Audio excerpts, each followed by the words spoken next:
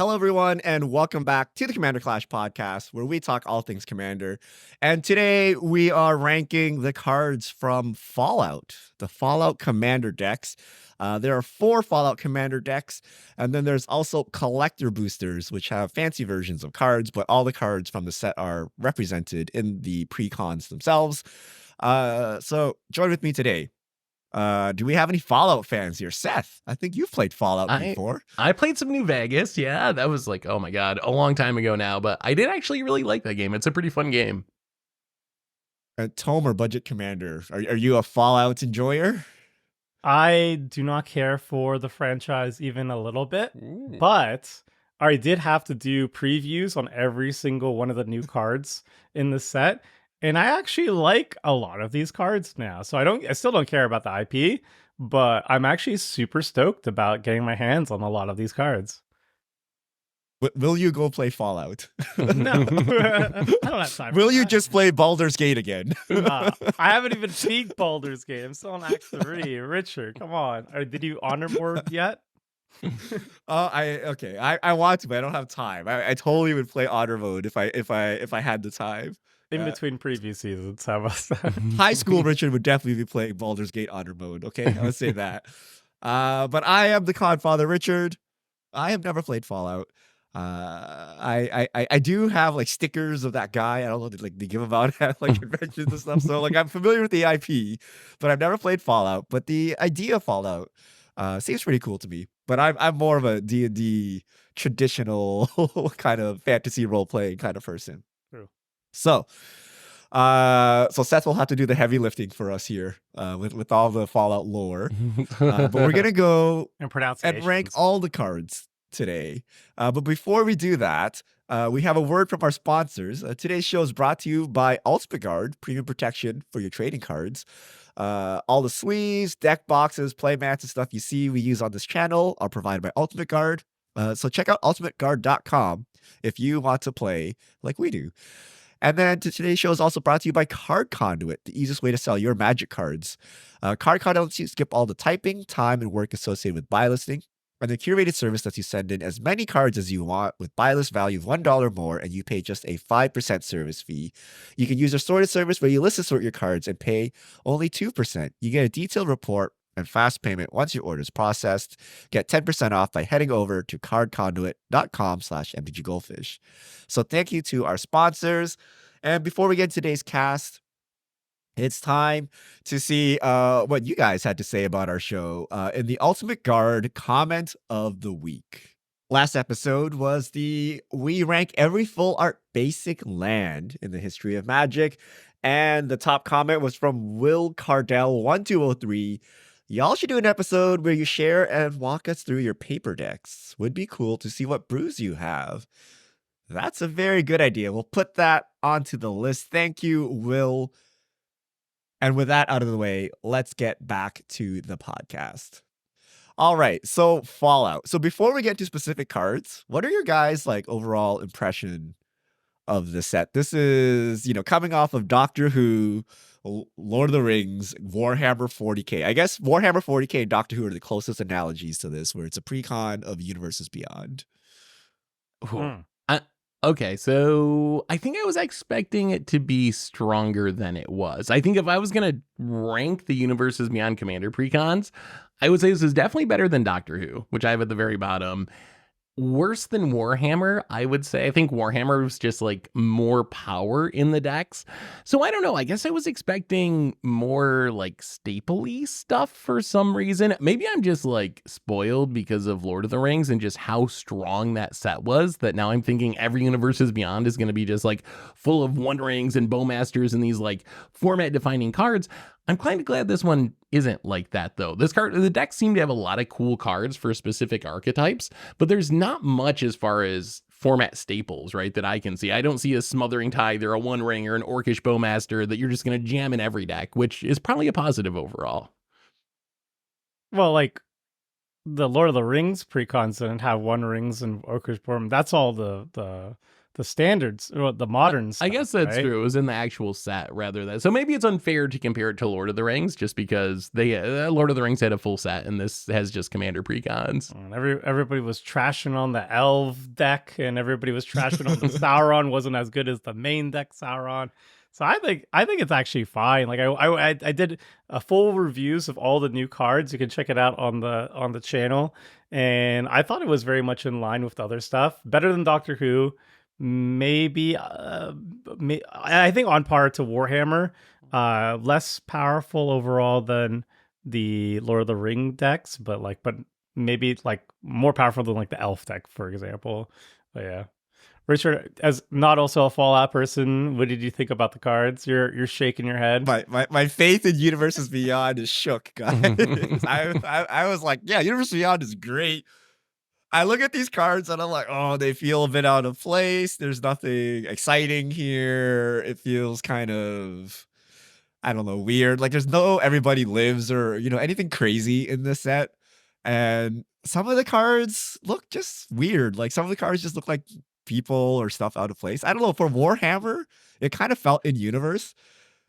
Your Doctor Who was we meme about the sandwich. We meme about the sandwich person all the time, but I feel like Fallout's kind of the same as that. Like it feels oddly out of place, even though theoretically it's like mutants and stuff. But yeah, I don't know. It's kind of pretty mediocre for me. And it doesn't help that we don't have like the One Ring or Everybody Lives or something like everyone can get excited about. These are all like very like, oh, if you want to play a rad counter deck, like here you go, right? Like, okay, yeah, that makes sense. But we will be playing them on Commander Clash, so maybe our opinions will change after that. And do you really see if we all play Fallout together? If you don't care about the Fallout universe, do you really want these like insane Commander staples showing up on like Pip-Boy 3000? I would argue no. I'm happy that they're kind of. I feel like all the Universes Beyond decks are a little bit like lower power than the rest of the precons. Some maybe like some Lord of the Rings. Yeah. You think they're lower powered than normal? The Warhammer precons? Sure. I think Warhammer was definitely overhyped. It's just really cool that everything is in universe, but like how many staples do you get out of the Warhammer 40K that's Commander staples? Probably none. I guess that's true. I'm actually kind of disappointed in the reprints. I feel like these were very weak in terms of reprints this set, and they ruined Tarmogoyf for Richard forever. So that was like the double reprint Rammy. But we have some cards. We got to get into the cards. There's a lot of cards. All right, let's go. As a reminder, our ranking system: S, staple, almost like every single deck will play this card. A, almost every deck, a very strong card. B, a strong card, but oftentimes a role player. So very specific to an archetype. It'll be very strong in that archetype, but outside that archetype, kind of just okay. C, like mediocre card. You can probably replace with another card. D, you really know what you're doing to make this card work. It's a very specific or very niche theme. And of course, we're just assigning letter grades. This can't be perfect, which is why we're going to have this hour-long discussion here. So let's kick things off with Diamond City. It's a land. It enters the battlefield with a shield counter on it. You can tap it to add colorless, and then you can tap it to move a shield counter from Diamond City onto target creature. Activate if 2 or more creatures enter the battlefield under your control this turn. Seth gave it a B. Tomer and I gave it an A. It's an untapped, colorless land that sometimes gives indestructible, right?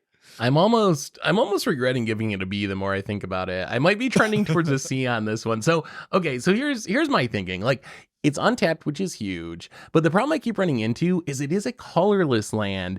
And how many colorless lands can you play? When I think about the colorless lands I play, I always play Strip Mine. I often play Reliquary Tower. Then you have the next group of like Rogue's Passage, Ancient Tomb, Temple of the False God, Urza's Saga.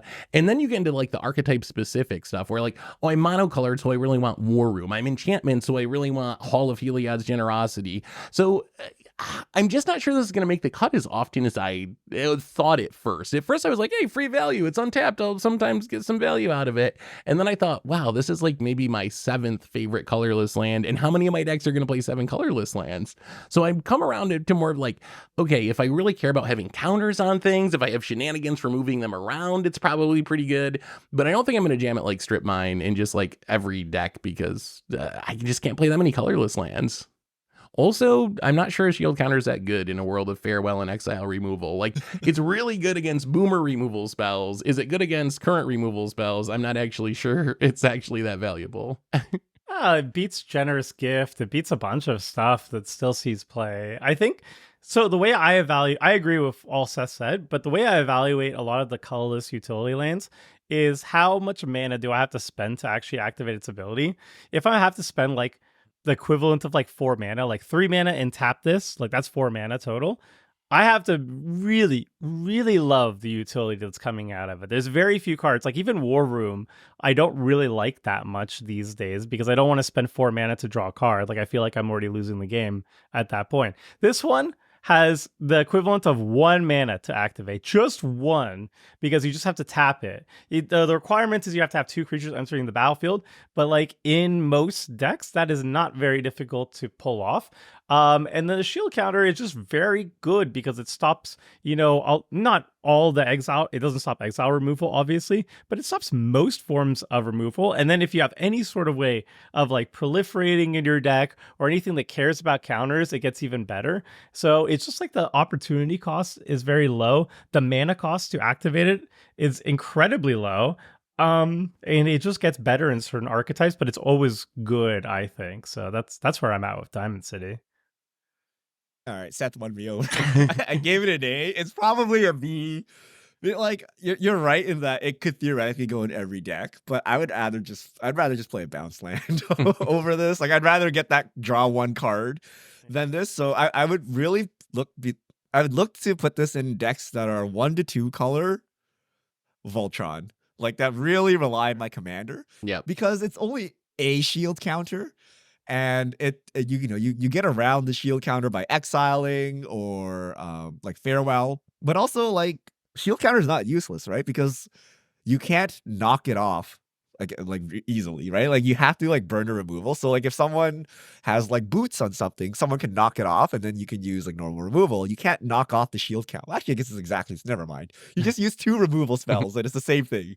So I don't know. I think where you want to really keep your commander alive or a creature alive, this is good.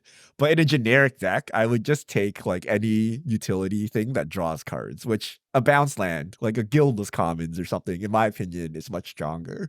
it is. So it is kind of cute with bounce lands because you can reset the counter on it. So maybe that's the Richard play. Like move the shield counter, pick it up, put it back down, do it again. And also, I would argue, what commander deck these days does not really care about having your commander around, right? Like, it's just an extra layer of protection. And that's just super useful in a deck that's like, you'll always have a creature that is incredibly important to your game plan. That's why bounce land always draws a card. And my strip answers your Nykthos or your Cabal Coffers or so that's the opportunity cost I see is like it's got to replace something. I think a 1 or 2 color deck has a lot more room to like jam a lot, but then you end up with the Richard decks where it's like a 2 color deck and like you're struggling to make like double blue or something because you run all these like weird lands. Because remember, you got to run Glacial Chasm, you got to run Maze of Myth, you got to run all these like stupid lands, right? So we'll see how it goes. We'll see if we actually get this into play. Next card, Grim Reaper's Sprint. This is an interesting card. It's a 5 mana red enchantment, but it has a morbid cost, and this spell costs 3 less to cast if a creature died this turn. So that'd be 2 mana. Enchant creature. Enchanted creature gets +2/+2 and has haste. And then when Grim Reaper Sprint enters the battlefield, untap each creature you control. If it's your main phase, there's an additional combat phase after this phase. Tober with the S, Seth with the A. I give it a C. Oh my god. This is like the greatest disparity. What do you guys? Smoke in here. This card is one of like the greatest. What am I missing? This is probably the greatest extra combat spell they've ever printed, I think. It's very easy to trigger Morbid. Like, either you just attack with a bunch of stuff and somebody has to force a block or something, or you attack with a small creature and it gets eaten or whatever, or you just like you use a removal spell, or you have like a creature that attacks and blows something up when it deals combat damage, whatever. It's very easy to cast for 2 mana. Then it's an enchantment. Yeah. It pumps up the creature post combat. You play this on a creature. If it has summoning success, well, guess what? It has haste now, can swing in as well too. And it untaps your entire board, and it is also a permanent, so you could do like blink stuff with it, with like display circuit and whatnot. Like the ceiling of this is astronomically high, but like the floor on this is like, it's usually going to be a 2 mana extra combat spell, which is like usually a 4 mana effect. So you have it for 2 mana, which is absurd. And then even if it's 5 mana, like you could still hard cast it. It's not out of the realm of possibility. Like this is one of the best ways to end the game. Like, for 2 mana, you get an extra combat step and you just finish off all your opponents when they're not expecting it. Like, it's insane. And then if you have any blink shenanigans with it or bounce shenanigans with it, it becomes even more broken. So yeah, this card, I think, is the strongest card out of the entire set. Ooh, that is high praise. So Tomer mentioned a lot of the upsides, which I would agree with. It is cool that you can blink it. It is the cheapest way to get an extra combat phase, at least discounting like Final Fortune and those extra turn spells that make you die and whatnot. But it is the cheapest extra combat step if you can trigger Morbid, which isn't that hard. There is 2 drawbacks I see. One is you have to enchant a creature, which means it can be fizzled by a removal spell on that creature, unlike a Restless Assault or whatever, a Relentless Assault that you just is a sorcery that you just cast and it happens no matter what. So that's one drawback. The other reason I couldn't really rank this higher, even though I think it's powerful, is I just don't really play extra combat stuff that much. I was looking on like the highest ranked. If you go to Scryfall, you can sort by like EDH rec rank and look for extra combat effects.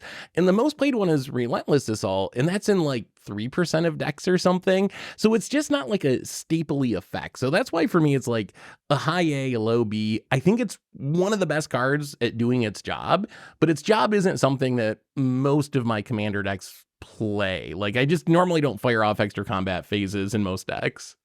Most commander players are wrong. That's what I've heard. They will jam. They will think about, I'll put Crater Hoof in all my green decks. And then we'll do the same thing with like the new Cavalry Charger. Like, commander brains, they can understand that very easily. But you throw an extra combat spell that does the exact same thing in red, and suddenly it doesn't compute. Like, what's going on here? This is the red overrun, except it's like 10 times better. It's like you can kill multiple people with it. You get double the attack triggers. You get double the combat triggers. It is so good. It's for 2 mana. It's a combo piece, right? Because if you have a board of nothing and you get an extra attack, it like doesn't do anything. That's Whereas a Crater Hoof. No, yeah, if you just have a board, 5/5. It does something, right? So, but if you have the right setup, the extra combat is game ending, right? So it requires like some setup. So I agree with Seth in that only specific decks want it, but if you want extra combats, I'm not even sure this is the correct one, right? It gets fizzled by removal, which is a problem. And if you don't trigger Morbid, this is 5 mana, right? Like, what if you're trying to just attack the open player, right? And they don't have a blocker. You cannot get your extra combat in. So I would actually just play Relentless Assault and Aggravated Assault. Aggravated Assault has the extra combo potential, which I think is a lot stronger than the Blink. Because like if you have a sword or any untapping, treasure makers, you can just take infinite combats. So I would take those 2 over this one. Like, if you have to fire off a Chaos Warp, which doesn't work because a creature didn't die, you have to fire off what's a red removal spell that kills something that people actually play? Red. If you have to fire off a Scred, that's the best case scenario. That's 3 mana to do this, right? But no. Like, I'm putting now it. I think about it. I'm playing Chaos Warp. I can't even trigger Morbid. No. Okay, I'm putting it like them to chump. The first red deck I'm putting it in is my Dragons deck, and my Dragons, all of them have attack triggers that blow stuff up. Like, I have a bit, like, for example, Baleful Dragon or Thember Show or anything like that. But don't you play Relentless Assault in that because you can take infinite combats? No, because I don't have infinite mana. Don't you have a dragon that makes mana on attack or hitting? No. Oh, like I think you're thinking like there's like a Gruul one or something that does it. Mine's mono red. But anyway, so Okay, like okay. I just attack like if you're in like a stompy deck or whatever in red, like you're gonna have 1,000 different creatures that when they attack, they just incidentally blow things up. And then you just trigger morbid super easily, and then you attack with your big creatures again, and they're all dead. Everybody's dead. Like if you're in a dragon deck, would you not just like slam dunk this? I don't really play extra combat fate. Maybe Why? You maybe should. I'm wrong and I should, but It's I too don't situational. really. Yeah, I feel like so the downside is if you don't like the ceiling's really high, right? You have the big board, you want to take out multiple people, it's going to be spectacular. The downside is sometimes someone cast a Wrath or something and I don't have a big board and I wanted like a Mole Drifter to get some more cards going and I draw this and it's just like the saddest enchantment in my deck. So like Do you the all floor not is run very finishers? low, right? You don't want finishers? I Mole remember that Drifter gets works, there like Crater eventually. Hoof. Mole Drifter. Yeah, Crater Hoof on an empty board is also trash. I'm sorry. Like you're No, 5/5 but, so doesn't a do Crater anything. Hoof on a board of 5 zombie tokens does something. Oh. An aggravated, not just this card, but an aggravated assault or something on like 5 zombies does nothing, This is right? Like 2 you hit someone mana. for 10, you do it again. Yeah, but for 2, it still does nothing for 2 mana, right? Because you need the coat of arms, the zombies, and then the Grim Reaper spirit, right? So that's like a lot of hoops. So it has to be a combo kill deck where, like, it's like a Winota deck or something, right? Like you can actually, that extra combat takes you the distance. But okay, we'll see. We'll see where this shows up. But the best part I think is the haste. Because you Yeah. can slap this on something and give haste and the pump. So that takes it above the other extra turn spells. But even I'd rather play the free one, the 7 Fury of mana, the like, Horde? pitch 2 cards. I took it Yeah, out of my because like deck. you need That's all your fine. mana to do the like. What you really need to do is like coat of arms so that your board is actually lethal, and then take the extra combat, right? Oh. So you need to do a bunch of things, and the free spell might actually get you there. But you have to But, exile yeah, that's 2 red interesting. cards. Not even 1, 2. But the game is ending. It's fine because you Mull Drifter. But if you don't have to, then Hey. it's awkward. I don't like that card much. Anyway. Yeah, it's a little sus. It's a little sus. But okay. We're all over the place on this card, so we'll see how it actually shakes out in the Commander community. Next card, Rose Cutthroat Raider. So that's another red card, 4 mana, so 2 red, first strike. It's a legendary artifact creature robot, 3/2. At the end, so raid, at the end of combat on your turn, if you attacked this turn, create a junk token for each opponent you attacked. Whenever you sacrifice a junk, add red. This We card's gave it, so good. A's from Seth and Tomer, B from myself. So this is like mono red Temna almost. Like Temna, really powerful, right? Because you have 3 opponents, so you're able to attack 3 different people. With this on the battlefield, if you're playing a deck that's, putting a bunch of creatures into play and attacking a lot, you should be getting 3 junks each turn cycle. And I think junks are actually really strong. They're these card draw artifacts that just sit out on the battlefield that are going to be able to generate like impulse draw whenever you want to. And this is even better because this is eventually going to give you some of the mana you need to cast the spells from cracking your junk tokens to draw cards. So to me, this feels like a card that any sort of like attacky, go wide style red deck, I would jam this into just as a way to generate a bunch of card advantage because this can be drawing me 3 extra cards each turn cycle. And I can store them up and use them when I want to. So Yeah, for those who are listening, junk is just like basically a clue token. It's an artifact token. You could tap it, sacrifice it, and you exile the top card of your library, and you may play that card until the end of your turn, and you can only activate it as a sorcery, but it has 0 mana cost to activate it. And this one, when you crack the junk, you're getting a red, so like the spells you cast off your junk cost 1 less essentially, or like you just hit a land or something, and the next spell you cast from your hand is 1 less too. And yeah, you could make up to 3 of it. The thing doesn't even need to deal damage. So if you just have like a bunch of 1/1s, you can attack them and convert them into junks. Like, I love this card. It's card advantage and a mana discount on your card advantage too. No, you can ritual with it, right? So you hit someone, right? Yeah. You get 3 junks, and say you need 3 mana. You can just sack the junks, like, without the intent of playing all of them, just to get the 3 red mana. Yeah. So it's very strong. Would you put it? You just put it in every red deck? So you gotta have a bunch of creatures and be attacking, which is probably most red decks. But if I'm planning on attacking like a bunch every turn, I would probably be running this. And we didn't even get into artifact synergies, like junks or 3 artifacts on the battlefield if you're doing any affinity stuff or animating them or any sort of synergies with artifacts to ready, sacrificing them. So it gets even better in decks like that. But yeah, if I get a bunch of creatures and I'm planning on attacking, I would jam this just as a card draw mana engine. It's kind of like professional face breaker. Like if I'm in a red deck that wants to be attacking, I just put that in any deck. I don't have to be like a treasure deck or something. And this one's the same thing in my opinion. Like if I'm in a red deck that just wants to be attacking, I might as well. Like I'm not going to put that in all my paper decks because I like more synergy and uniqueness. But like if I needed to fill a card, like there was an empty slot in a red deck that attacks, I'm definitely putting this in there, right? Like why not? You know what? I'm giving it an S. Ooh. You've convinced me. Like, look, this is just Toski. Yeah. So like all you do is like literally any deck. It doesn't have to have Toski. anything. Like you just put it in. You attack. It's a bird. Right? It's like making 3 treasures. Like just ignore like anything. Ignore the impulse draw. You're just sacking 3 junks. You're making triple red. Mhm. Right? That's true. And then you can actually just use that to like draw 3 cards if you want, right? And it's a 4 mana 3/2 first strike. This is red. You just chuck it into any red deck and you get off 1 attack. Like imagine if a creature attacks, you get 3 treasures. That's essentially what this is, right? Before you even think about the impulse draws, right? And then on top of that, you actually got 3 impulse draws if you really wanted.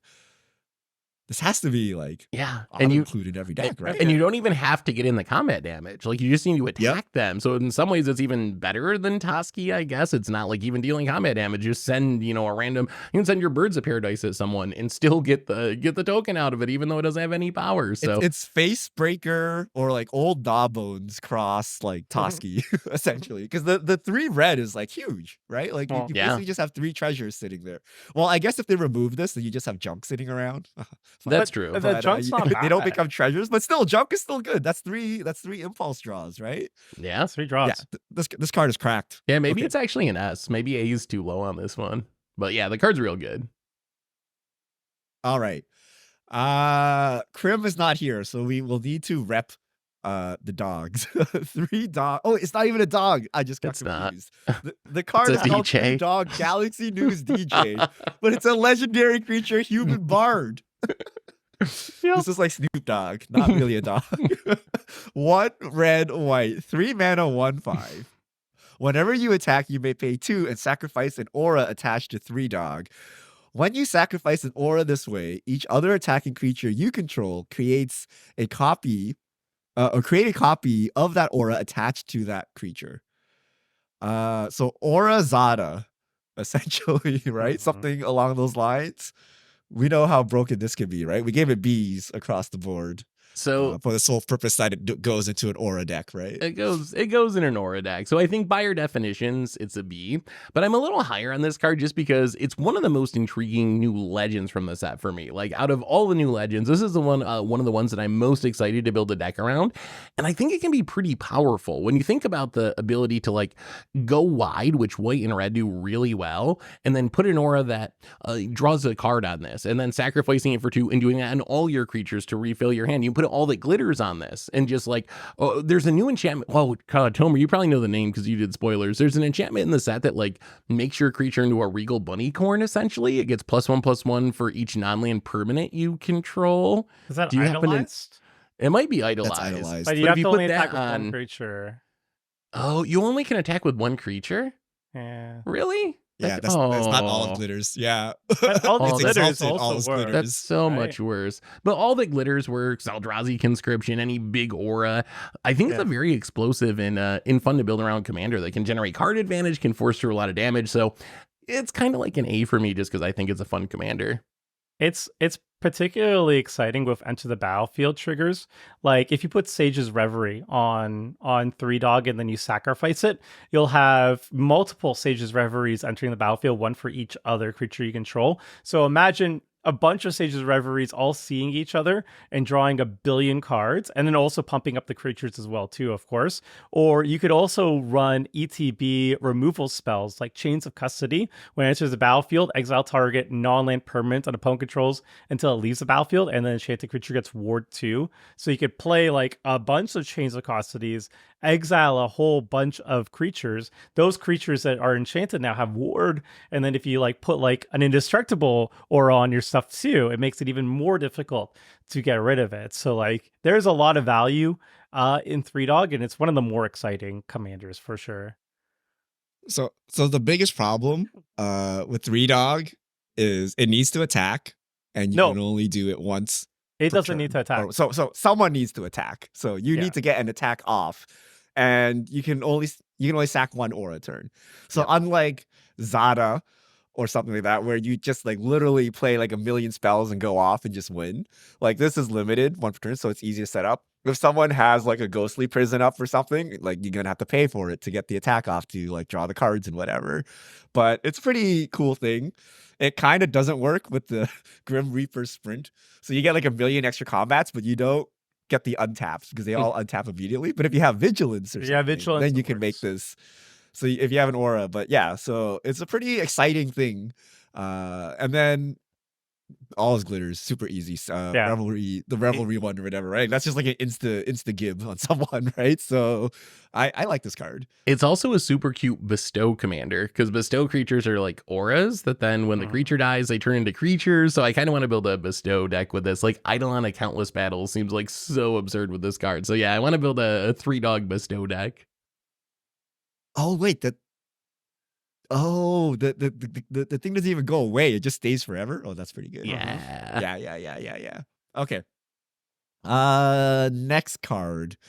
Tato Farmer. 3 mana, 1/4. It's a zombie mutant peasant.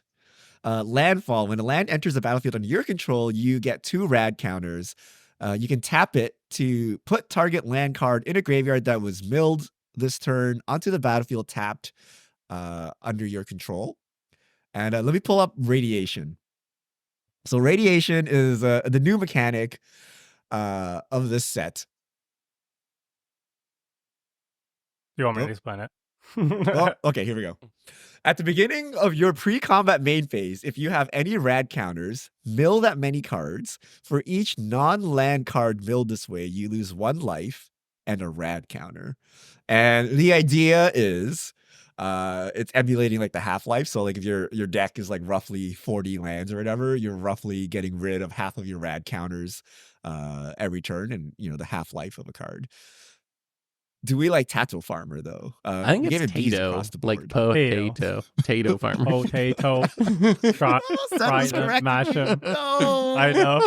My worst nightmares. Is it actually potato? I think it's Tato, like potato. Yeah. Oh God, Fallout fan is gonna kill me. I didn't even play Fallout, and I was laughing a little bit. But I mean, this card's pretty sweet, right? So it has essentially like landfall get rad counters, which will mill you, and then that will help you mill lands that you can put back into play in conjunction with like a fetch land or something. This is just tap to ramp each turn, essentially, right? Like you're just able to keep getting the lands back into play. It does come into play tapped, which is a little bit awkward, but still, this seems like a pretty solid ramp spell in a landfall style deck or a self-mill style deck.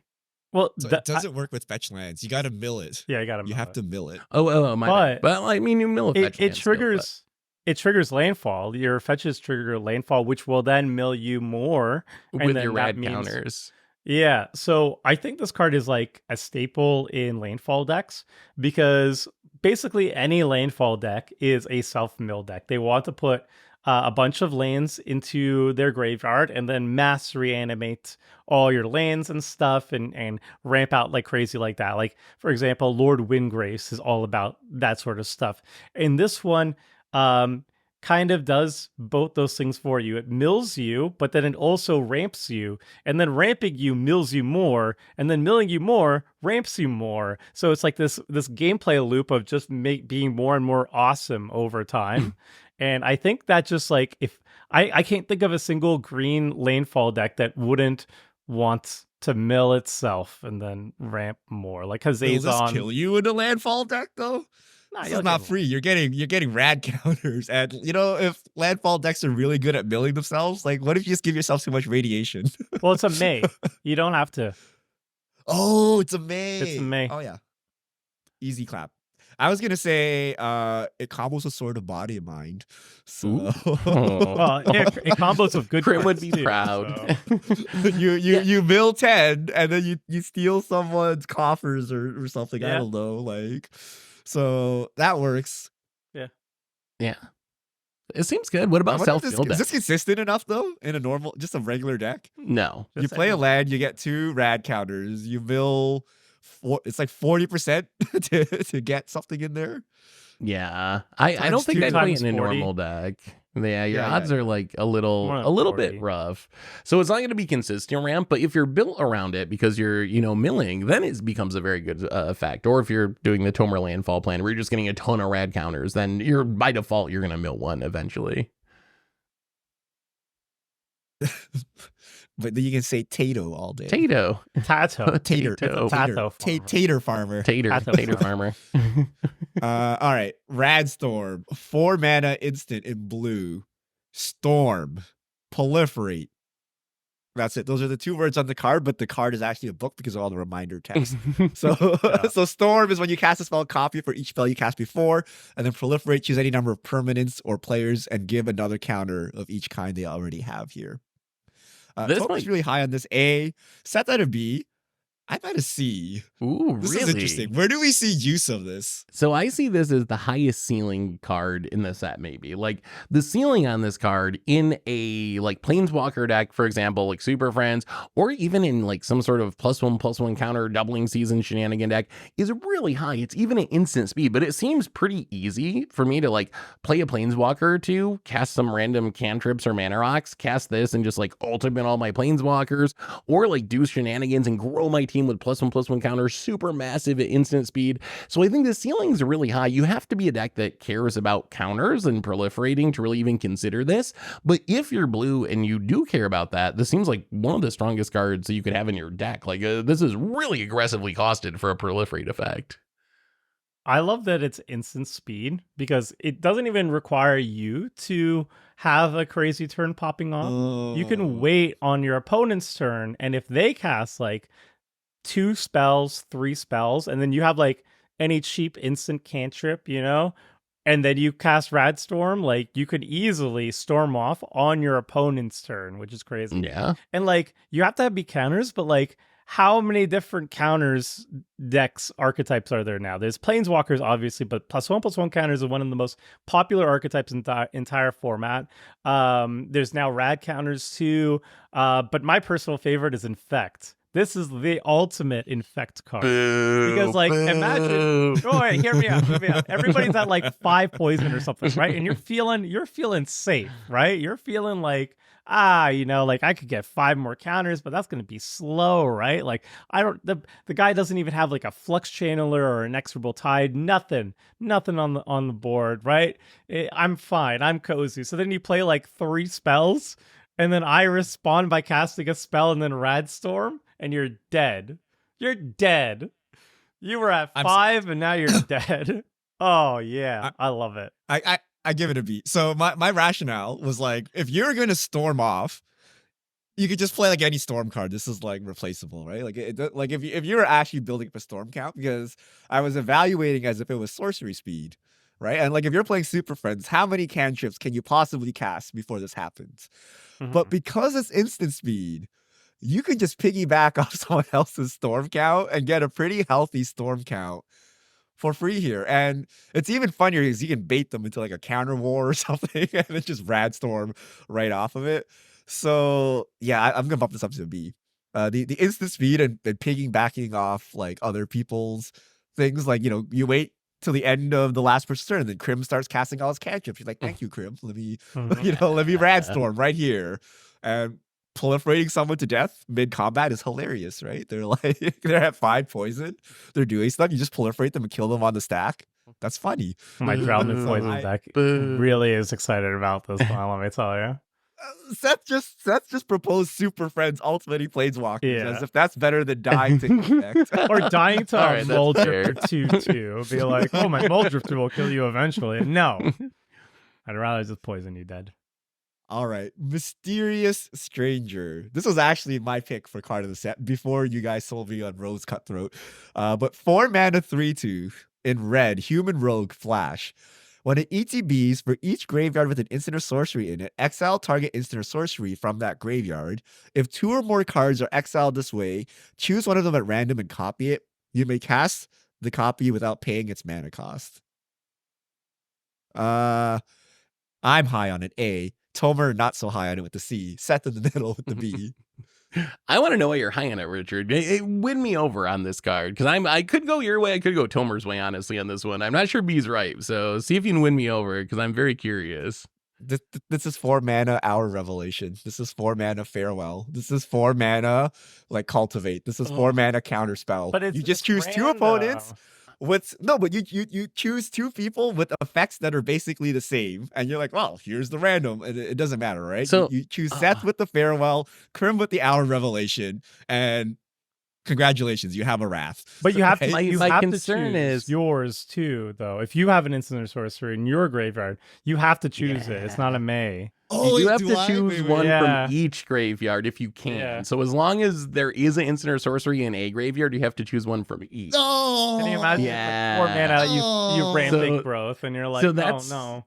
So that's Is that kind of still my playable, though? So that's kind of my concern. I feel like it's going to be hard to control. I think still it's only 4 mana. It has flash, and it's very likely to be able to cast something relatively powerful for free. Yeah. So I think that it's still a decent card, but I don't think it's like going to be easy to control. I think the way they worded this, there is going to be a risk to end up with a Ponder or something, or like a Nature's Lore or something, when you're really wanting that like Hour of Revelation. So that's my concern, is it's going to be pretty chaotic, and you're not always going to get what you want, but 4 mana 3/2 flash and getting a sorcery potentially at instant speed is still a pretty powerful effect, even if it's going to be a little more random than you might think. You Yeah. can cheat the time rules with this, so you can flash it in an Onduin version at instant If you hit a speed. sorcery, yeah, it says instant or sorcery, so it does break the timing rules. Yeah.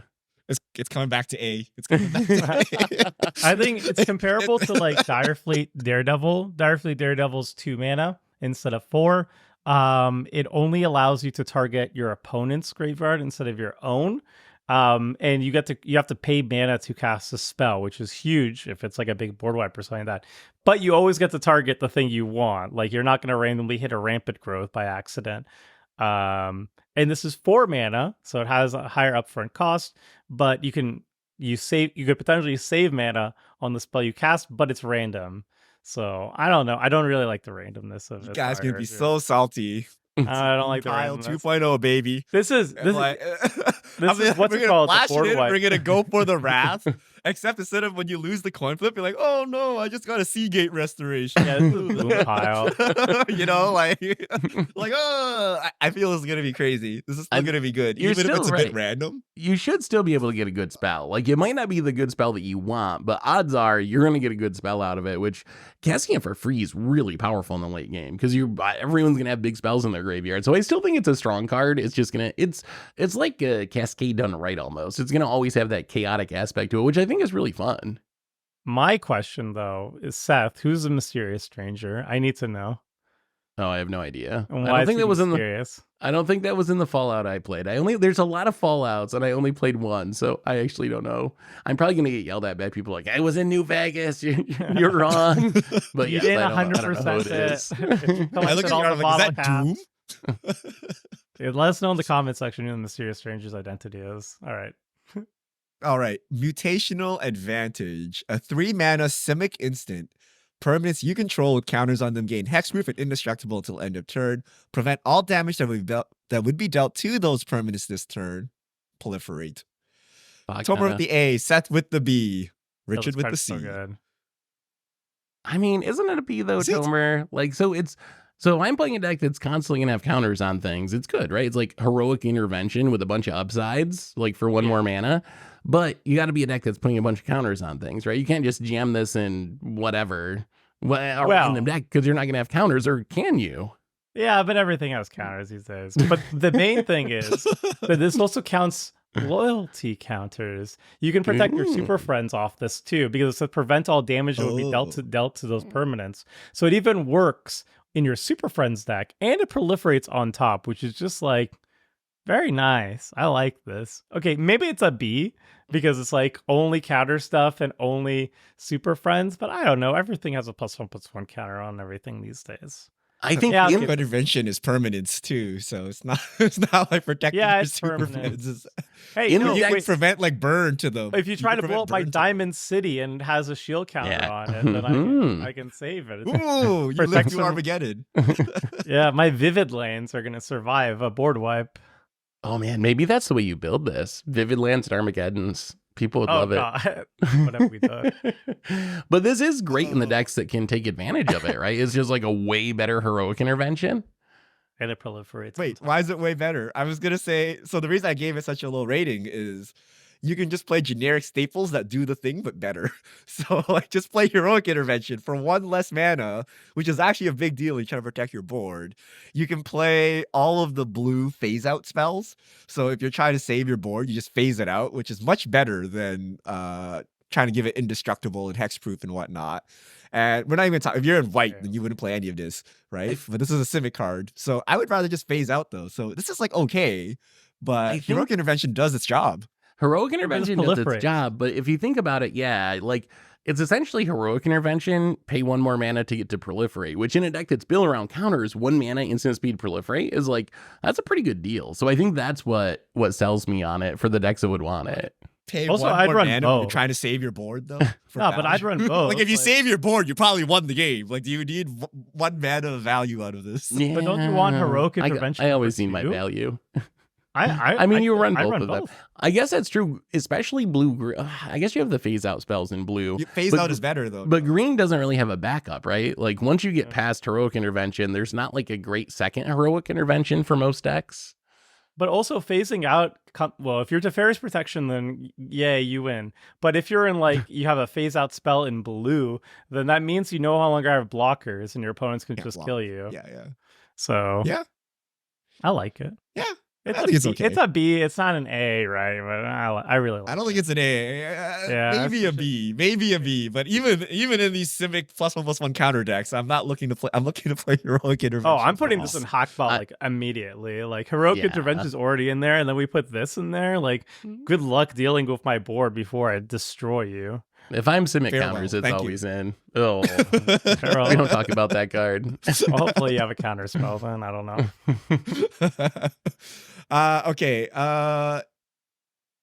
Inventory management is our next card. So Favorite. red and a white.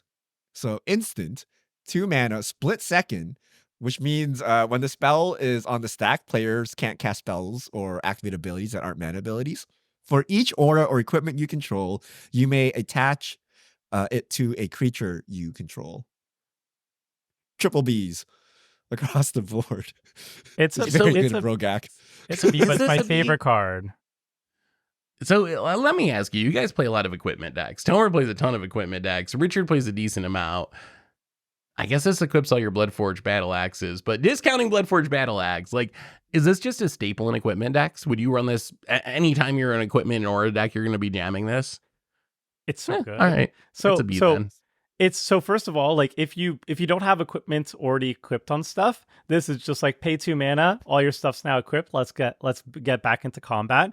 But even more fun is if, let's say, somebody has target removal for one of your creatures, but you have an equipment equipped onto a different creature that can protect it. Like, let's say you have a sword of X and Y, and the card is a color that the sword protects against. You can instant speed, boom, move it over.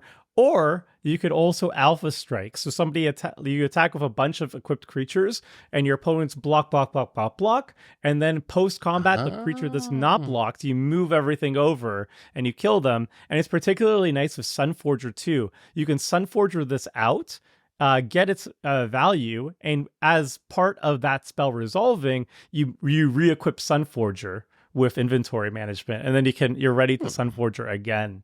So like, I love how flexible and tricksy this card is, and the split second makes it even better because it can't be countered, and your opponents can't mess with your trickery as well too. So I think it's like underrated in terms of how flexible and how impactful it can be if you have equipment on the battlefield. I guess auras too. Split second prevents you from being stopped, Mhm. right? Like, yo, It's I go to happening. put boots on something. They're like, I kill it. You're like, oh, rats. You're just like inventory management. Don't have to deal with it. I did it. Yeah. Yeah. Or you just attack someone, they block one thing, you're like, okay, thank you. Put everything on the other thing, you're dead, right? So it's very tricky. It's like another Arden, a one-shot Arden, and Mm. Arden's like the best card you can Yeah. have. So this goes into every equipment deck that's Boros. And I think. Cauldron equipments cost a lot of mana to equip, by the way. So. This fixes Cauldron. Yeah. Now it's almost worth playing. I don't know about that. Almost keyword. Oh, okay. We got a saucy one here. I don't understand this card. You guys have ranked it very highly. It's Commander Sofia Daguerre. 4 mana, 1/3. Legendary creature, human pilot. Flash. Crash landing. When it ETBs, destroy up to 1 target legendary permanent. That permanent's controller creates a junk token. You guys have this at A. I'm like D. Well, okay. Why are you guys paying 4 mana for removal that hits a legendary? Like, what's going on? What am I missing here? You'd never play this as your commander, despite what its name is, I don't think. I wouldn't, at least. But it snipes all your opponent's commanders, right? That's the floor of this. If we're playing commander, everyone's got a legend in their command zone. So worst case, this snipes every commander on the battlefield. Sure, you get your opponent gets a junk, whatever, not a big deal. The other reason I'm high on this is everything is legendary these days. Like, so many powerful playable cards are legends, because Wizards is focusing so much on commander that a big percentage of the meaningful creatures, even artifacts and enchantments in some cases, even lands now with channel lands and various lands, are going to end up being legendary, and this just snipes all of them. So I'm pretty sure this is going to have a target of each of your opponents, and it's often going to be getting at least one commander out of the mix, which is almost always going to be worth the value there. And then it's an instant. It has flash, so you can do it at instant speed, and it's blinkable and panharmoniconable and Elish Nornable. So I think when you add that all together, this is a kind of removal spell I'm actually pretty excited to just jam in generic decks. It goes up in blink decks, of course, but I think it's good enough that I just run it as removal in a generic deck. I agree with everything Seth says, and I have nothing further to add. You don't like you it, guys Richard? trolling me? No. 4 mana? 4 mana. But blink. And it, 4 mana? where's a Bloodforged Battle Axe, Richard? I'll talk your language. You can use a dowsing dagger on it and flip it. It's a generous gift that flips your dowsing dagger. Sword of Hearth and Home ramps you and then blinks. It's not even generous gift. It's a legendary permanent. So, like, if someone has the boots or something, no. Creatures. So almost every creature is legendary, but there's lots of like non-lands that are not legendary. That's true. The soul, even if okay, I get it. If in a blink deck, you might want to throw this in. I would question that. But even that tops out as a B. You tell me you're gonna play this 4 mana removal in a random deck? Yeah. You guys are trolling so hard. There's no way. We checked this out in 2025, where nobody's even playing Lightning Greaves anymore, because there's a legendary version of Lightning Greaves that does the same thing, but is just a little bit better if you equip your commander or some nonsense. And then you'll be like, yeah, literally everything's legendary. That's terrible. It's 4 mana triple removal for each opponent. And it's blinkable. No, it's not for each opponent, is it? No. It's what? No, wait. You just destroy one thing, right? This is not like a 3-for-1 coming down, right? No, it's blinkable though. Oh. Wait. That's it. See, wait, you thought it was? You thought it was for each opponent? Yeah, that's I thought right. It's only. Oh, this card sucks. I totally misread this card. I thought this card was for each opponent, and you could play this and snipe a legend from each of your opponents. It's only one legendary. Oh, I mean, I'm still not as low on it as Richard. I don't think it's a straight up D unplayable, but that would drop my ranking from A down to C. I was thinking I could do this to each opponent. Oh, thank God. Yeah, no, I was losing my grip on reality. I just can't read. I just can't read. If you don't put it in a blink deck, I don't know what's wrong. What's wrong with you? It is. I would play it in a blink deck. If I'm playing Brago or something, I would still run this, because sniping a commander is nice, but yeah, it's a little worse than I thought. Ooh. Fine. It's also not free. They get a junk token, which is which is not worth It it. is a That's like a powerful card. token. Yeah. That's a card they can get back at you, right? So, all right, all right. I was scared for a second. Okay, No, we're okay. good. We're good. uh, okay. Nuka-Cola vending machine. Too bad Phil's not here. 3 mana artifact, 1 mana tap, create a food token. When you sacrifice a food, create a tapped treasure token. Wizards loves these artifact engines. Bees across the board. How do we feel about our tokens making more tokens? This card's so busted. If you are in a food deck, this is like the most busted card that you could add to your food deck. Like I was flirting with the idea Academy of manufacturer, but go on. second most busted card you can add to your food deck. Okay. Like I have a budget like Samwise Game G deck that's like it's like Lonus except Selesnya, and whenever a creature enters the battlefield, you make a food, and you can sacrifice 3 foods to return a historic card from your graveyard to your hand. And like imagine like Sam just poops out food, just like Lonus poops out clues. Samwise poops out food, and then it even has a sack outlet for your food where you get back historic cards. And then when you're sacrificing these food for free, by the way, no mana involved, the Nuka-Cola just generates that many treasures for you, which is insane. Like, yeah, it enters the battlefield tapped, so there is a little bit of sanity in this card. You can't use that treasure immediately, but like it makes so much treasure so fast. And then it can even tap to make some food, which is a nice little bonus. But it's really like all your food becomes treasure on top of being good food. Like it's insane. There's also just a bunch of infinites with it. Like a lot of them involve like Peregrine Took or Academy Manufacturer, and you throw in like Arcbound Ravager or Carrot Clan Ironwork, some way to repeatedly free sack, and you go super infinite, and it's like super crazy. But yeah, if you're making food, this card is one of the best cards in your deck. Probably like Tomer said, probably the second best card to Academy Manufacturer. I think the card's like absolutely wild. You wouldn't play it outside of like a food deck or some sort of weird combo deck with those cards, but in that deck, it is so good.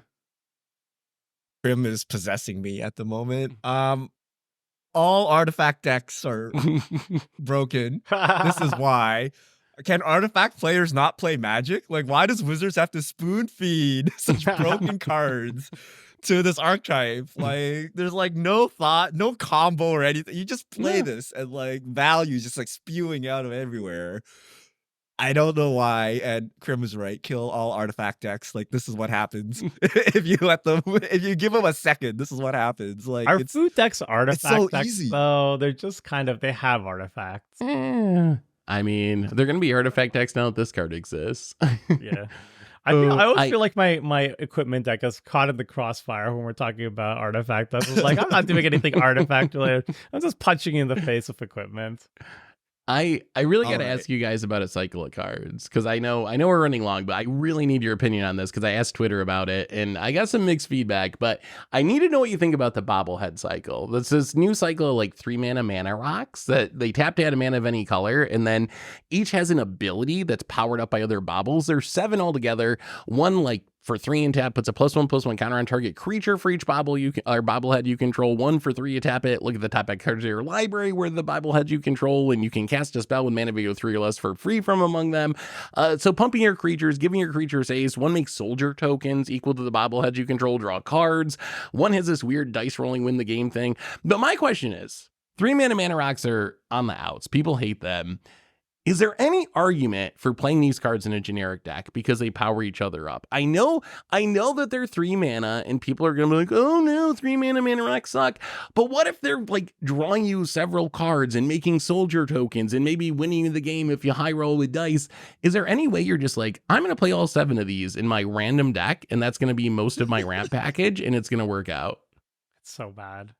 Because Really? like imagine, okay, I'm gonna imagine do your it. typical draw. Like if you're not built around this, imagine your typical draw. Like you hit one bobblehead. There's only 7 of them. There's only 7 in your 99. You hit one. You play one on turn 3. So now you played a Manalith, right? And the activated ability is absolutely trash unless you have like 3 or more on the battlefield.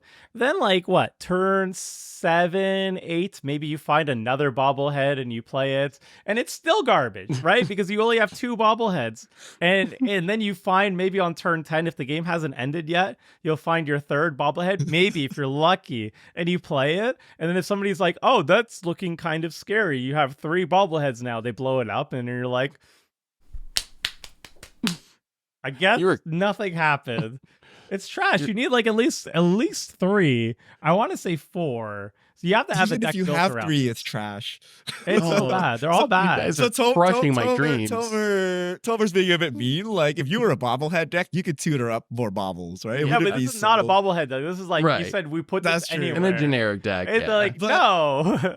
But even if you have 3 out, I think it's still trash. So Yeah. I'm not sure where Seth is going with this. I think you need Why would 4. you? But the value, imagine the late game where you have like 3 or 4 and you're like, tap it, make 4 soldiers, tap it, draw 4 cards, tap it, give them haste. Wait. Roll- You're missing the key part where it's like, pay 5 mana, make 4 tokens. Yeah, that might have cost like 12 mana altogether, but let's not think about that.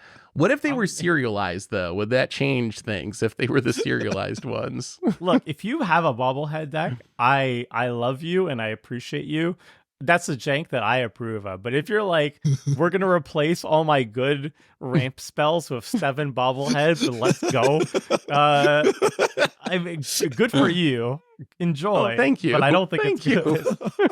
I do not. All right, we'll just throw out the first viewers. And Yeah, goodbye, 3 visits. midnight Hello. bobbleheads and whatever. Hello, lucky Charisma bobblehead. bobblehead. Let's go. Oh, all right. I had to try. There's one card. Okay, now we've made fun of Seth, you guys can make fun of me. There's one card which I think I'm cooking a little too hard, and I want your opinion on this because I'm really, really curious. And it's Ruthless Radrat. 1 black, 3 mana, 2/2. It has Menace. It's a rat mutant. It has Squad. Exile 4 cards from your graveyard. So as an additional cost to playing the spell, you can pay its Squad cost any number of times. And for that many times, you put an extra copy of this on the battlefield. So just in a generic deck, just a random no. deck. It's just a random black deck. You're like, Ruthless Rat, exile, 12 cards from my graveyard. That's 3 mana. Put 4 2/2 menaces on the battlefield. Is that good? You could put like 8 2/2 menaces on the battlefield for that cost, and I would still say this is absolute trash. For 3 mana? For 3 mana, you have to exile 12 things So- to put 4 2/2s on the battlefield. 2/2s, Richard. They're 2/2s. They don't even have good evasion. They have menace. I have 2 blockers on the battlefield. You're like, I guess I can't attack. You're with so my- afraid of Field of Dead. What if they all came at once? What if they all came at once?